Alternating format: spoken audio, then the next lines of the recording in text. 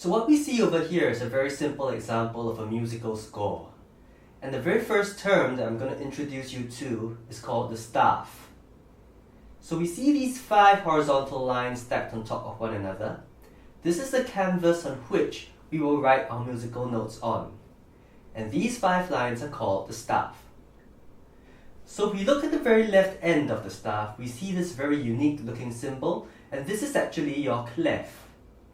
Now a clef indicates what position your notes should be written on the staff. So before I go on to talk more about clefs, I'm going to talk about note symbols.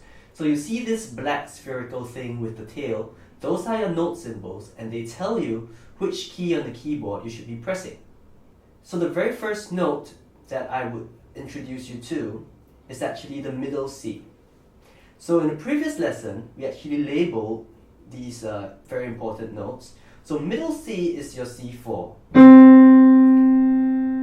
And it's called the middle C because it is right in the middle of the keyboard, or roughly in the middle.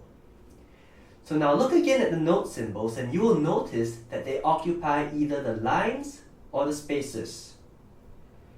So if a note is sitting on the line of a staff, we say that the note occupies a line. And if the note is lying on a space between 2 lines on the staff, we say that the note occupies a space. So moving back to the clef. The clef that you see in this musical score is called the treble clef. And in this program, on this pop piano program, we will be dealing with the treble clef 99% of the time. So there are other types of clefs around, but for this case we will learn about the treble clef.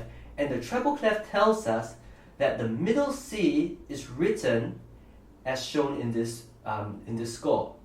So notice that the middle C has its own little line that is just below the staff, and the note rests on this little line.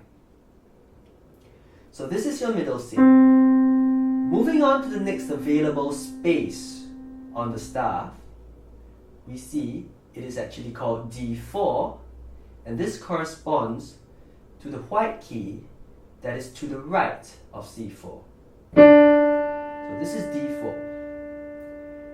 Moving on to the next available line, and this once again corresponds to the white key that is adjacent or to the right of D4, and we call this E4. To the next available space, that will be F4, G4, A4, B4, and then we go to C5. So notice that the naming convention of the notes actually take the first 7 alphabets, which is from A to G. So starting from C, we go to D, E, F, G, back to A, B, and then to C.